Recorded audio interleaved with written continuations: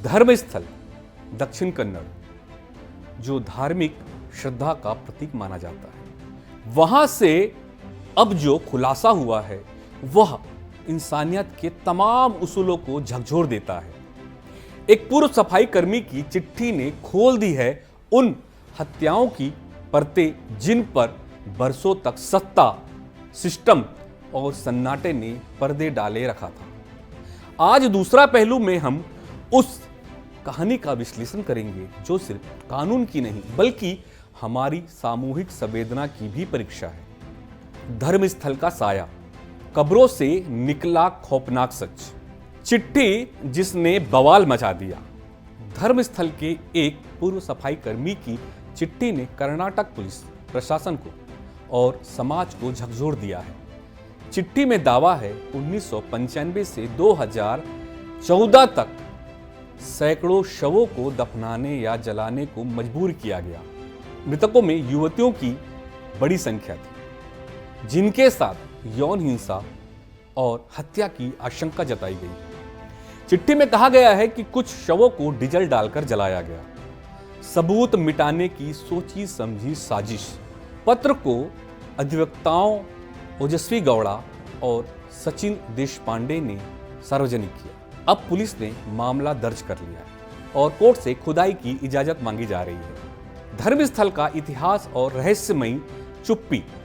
धर्मस्थल धार्मिक पर्यटन केंद्र, पर क्या इस पवित्रता की ओट में सालों तक अपराध पलते रहे? गांव के बुजुर्ग भी कभी नहीं बोले। अफवाह थी, लड़कियां गायब होती हैं, लेकिन पुलिस हर बार चुप। क्या प्रशासन की मिलीभगत थी या भय की चादर ओढ़े समाज ने आंखें मूंद ली थी?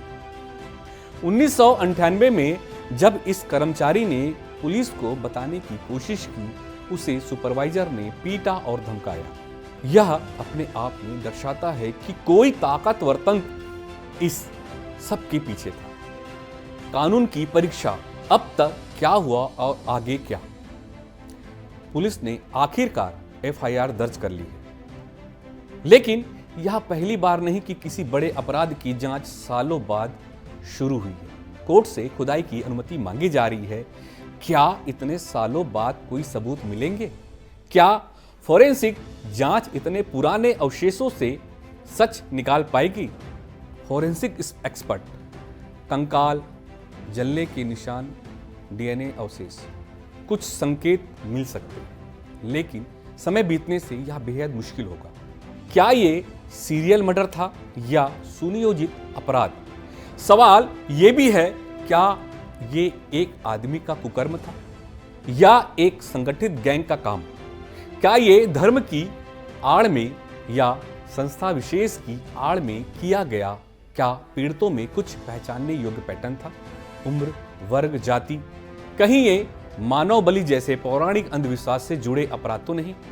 या फिर बालिका तस्करी का मामला?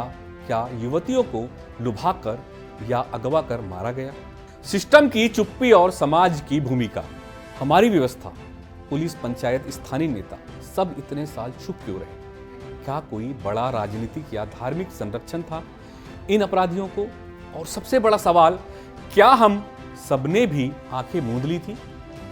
कर्नाटक सरकार और स्थानीय प्रशासन अब जांच की बात कर रहे हैं, बट व्हाई नाउ? 1995 से 2014, 19 साल, सैकड़ों जाने और कोई सवाल तक नहीं। सच अक्सर देर से निकलता है। धर्मस्थल की ये चीखें अब दबी नहीं रहेगी। आज जब खुदाई होगी तो मिट्टी के नीचे से सिर्फ कंकाल नहीं, सिस्टम की नाकामी, इंसानियत की चुप्पी और अपराध की धूल भी निकलेगी। टीवी 24 न्यूज़ पर दूसरा पहलू लगातार इस मामले पर नजर रखेगा, क्योंकि सच्चाई दफन नहीं रह सकती और सवाल उठाने से ही जवाब निकलते हैं।